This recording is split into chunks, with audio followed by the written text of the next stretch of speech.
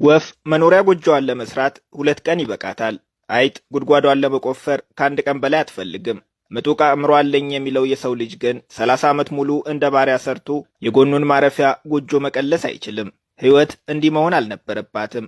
በ21ኛው ክፍለ ዘመን የሰው ልጅ ለኑሮ መሰረታዊ የሆኑትን ምግብ፣ መጠለያ፣ ልብስና መድኃኒት ለማግኘት እንዲህ መቸገር አልነበረበትም። እነዚህን ነገሮች ለሰው ልጅ በቀላሉ ማቅረብ ያልቻለ ስልጣኔ አልለውም። በጣም የሚያስፈልጉንን ነገሮች የሚያስወድድ ስልጣኔ ምን ይጠቅመናል? በግሌ የሰው ልጅ በምድር ላይ መኖር ከጀመረበት ጊዜ አንስቶ ከስልጣኔ ራቀውና ኋላ ቀር የሆነው ዘመን ይሄኛው ዘመን ይመስለኛል። በምድራችን ላይ ብዙ ዩኒቨርሲቲዎች የተገነቡት በዚህ ዘመን ነው።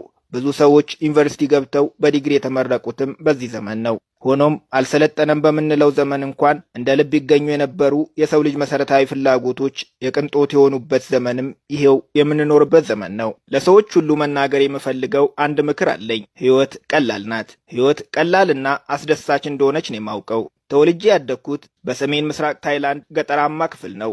እዛ የምንኖረው ምንም ሳይጎድለን ሕይወት ቀሎን ደስተኛ ሆነን ነው። ይህ ሁሉ በዚሁ ቢቀጥል ምን ነበረበት? ነገር ግን አልቀጠለም። አዳዲስ ሰዎች ከከተማ ወደ መንደራችን መጡ።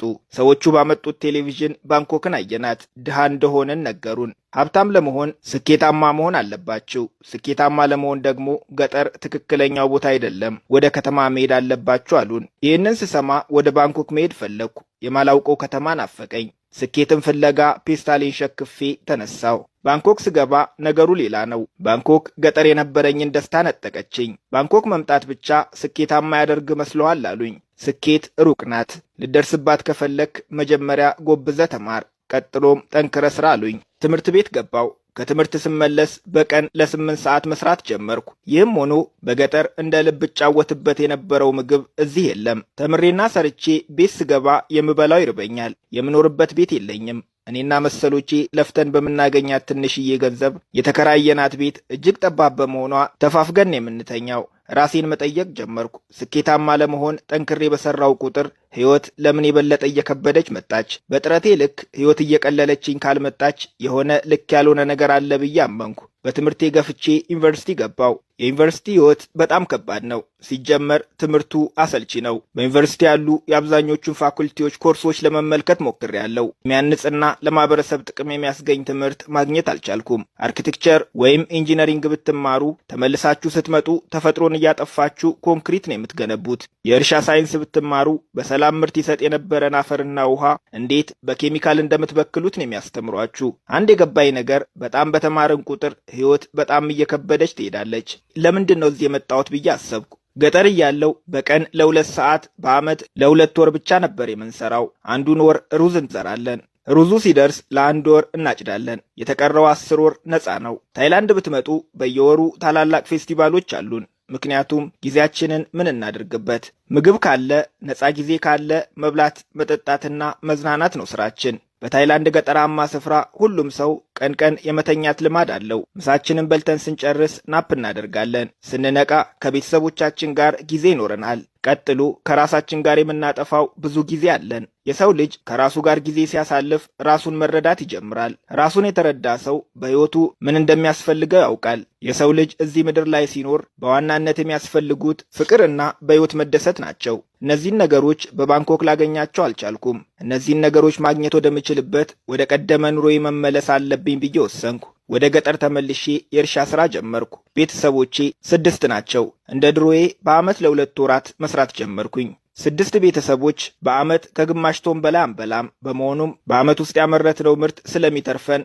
ግማሹን መሸጥ ጀመርን። 2 የጉድጓድ ውሃዎች ቆፈርኩ። በውሃው አሳ ማርባት ጀመርኩ። ከጎን የአትክልት ሥራ ጀመርኩ። ግማሽ ሄክታር በሆነው የአትክልት ስፍራ ከቤተሰቦቼ ጋር በቀን ከ15 ደቂቃ በላይ አጥፍተን አናውቅም። ነገር ግን ከ30 አይነት በላይ የጓሮ አትክልቶችን ማምረት ቻልኩ። ይህንንም 6ታችን ብቻ በልተን ስለማንጨርሰው ለገበያ ማቅረብ ጀመርን። በዚህም ተጨማሪ ገቢ ማግኘት ቻለን። ሕይወት እንዲህ ቀላል ሆና ሳለ ለምንድን ነው ያወሳሰብኳት ብዬ የባንኮክ ሕይወቴ ትዝ እያለኝ ተገረምኩ። ትምህርቴን ቀጥዬ ቢሆን በባንኮክ ለ7 ዓመታት መቆየት ነበረብኝ። በቀን ለ8 ሰዓት ሰርቼ ተምሬ ጠግቤ እንኳን ለማልበላበት ሕይወት እሰቃይ እንደነበር ሳስብ በውሳኔ ኮራው። የማውቃቸው ከክፍላችን አንደኛ ይወጡ የነበሩ ጥሩ ሥራ በጥሩ ደሞዝ አገኙ ተብሎ የተዘመረላቸው ሰዎች 30 ዓመት ተቀጥረው ሰርተው ዛሬም የራሳቸው ቤት የላቸውም። በደህና ጊዜ ትምህርቴን አቋርጬ ገጠር የገባሁት እኔ ዲግሪ ሳይኖረኝ እነሱ ጥሩ የሚሉት ስራ ሳይኖረኝ ቀኑን ሙሉ መስራት ሳይጠበቅብኝ የራሴን ቤት ለመገንባት የወሰደብኝ ጊዜ 3 ወር ብቻ ነው። ከጓደኛዬ ጋር ሲነጻጸር እሱ ዛሬም የቤት ባለቤት ስለመሆን ሲጨነቅ እኔ 29 ዓመት ከ9 ወር ነፃ ጊዜ አለኝ ማለት ነው። ህይወት ቀላል ነው የምለው ለዚህ ነው። በ3 ወር መገንባት የምትችለው ቤት 30 ዓመት ሙሉ እንዲያስጨንቅ ከፈቀድክ በገዛ እጅ ህይወትን እያከበድካት ነው ማለት ነው። በየዓመቱ አዳዲስ ቤት እገነባለሁ። አሁን ላይ ጭንቀቴ እንዴት ነው የቤት ባለቤት የመሆነው ሳይሆን